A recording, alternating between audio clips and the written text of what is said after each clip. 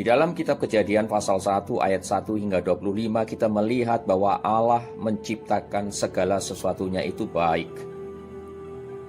Namun Allah belum merasa puas dengan apa yang telah Allah ciptakan itu.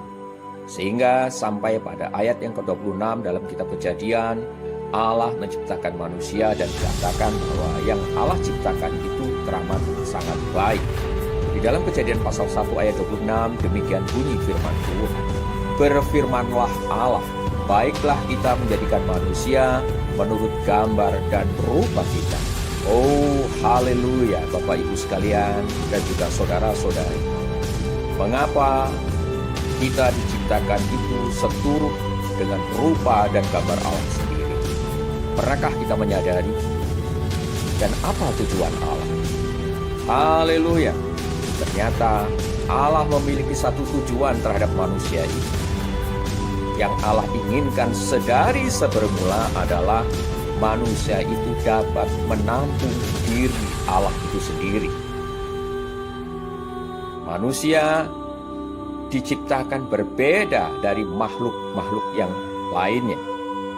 Manusia diberikan akal pikiran. Manusia memiliki 3 bagian di dalam hidupnya, di dalam dirinya.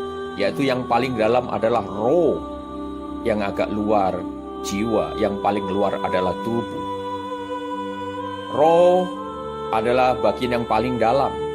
Dia berhubungan dengan rohani atau berhubungan dengan Allah itu sendiri. Kemudian jiwa itu adalah mental. Dia masuk pada golongan psikis, berhubungan dengan kejiwaan. Kemudian yang paling luar adalah tubuh manusia, yaitu mengenai fisik.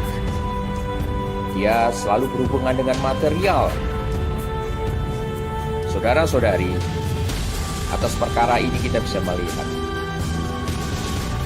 untuk masalah roh itu mutlak hanya Allah yang bisa mengatasi atau memuaskannya.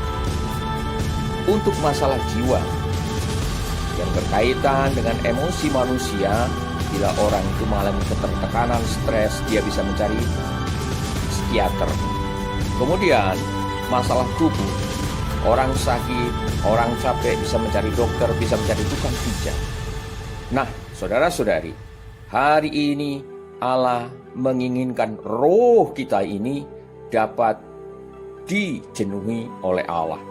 Roh manusia ini yang Allah inginkan bisa menampung diri Allah itu sendiri. Hari ini kita perlu kembali ke dalam rencana Allah yang sebermula. Apa itu? Yaitu kita dijadikan sebagai bejana untuk menampung diri Allah itu sendiri. Puji Tuhan saudara-saudari. Semoga kita menyadari bahwa hari ini kita harus hidup memperhatikan perkara ini. Mengapa? Apa alasannya? Apa buktinya bahwa Allah itu menciptakan manusia seturut dengan rupa dan gambar Allah untuk menampung diri Allah sendiri? Kita bisa melihat satu ilustrasi sederhana. Sarung tangan itu diciptakan mirip dengan tangan. Karena apa? Tujuannya sarung tangan itu untuk diisi oleh tangan kita. Saya belum pernah melihat ataupun mendengar sarung tangan diisi oleh kaki manusia. Sebaliknya sama seperti ini, bahwa kita diciptakan bukan untuk tujuan yang lain. Namun pada hakikinya dari sebermula manusia diciptakan oleh Allah adalah supaya manusia itu bisa menampung diri Allah sendiri.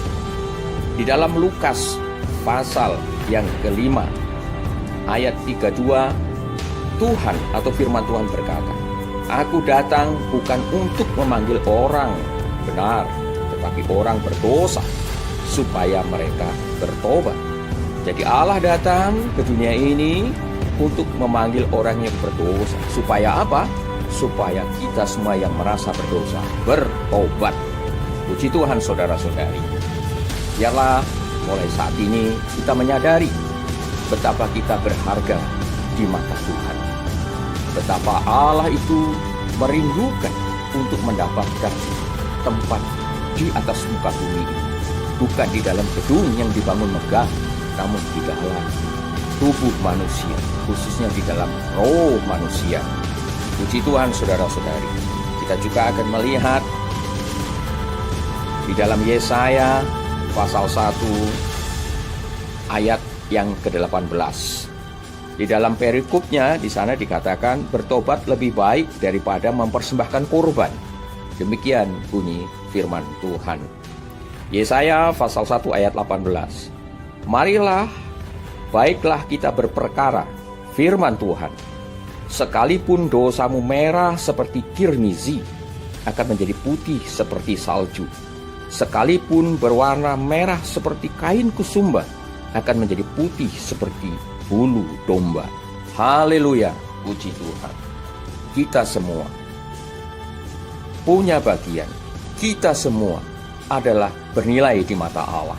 Stop, jangan mau dibodohi oleh siasat iblis, jangan mau ditekan oleh dosa. Hari ini kita perlu kembali kepada Tuhan, menyerahkan diri kita kepada Tuhan, dan ingatlah bahwa manusia itu diciptakan oleh Allah serupa dengan gambar dan rupa Allah untuk tujuan Allah, yaitu apa? Menampung dirinya. Haleluya, hari ini kita berbagian dalam rencana Allah.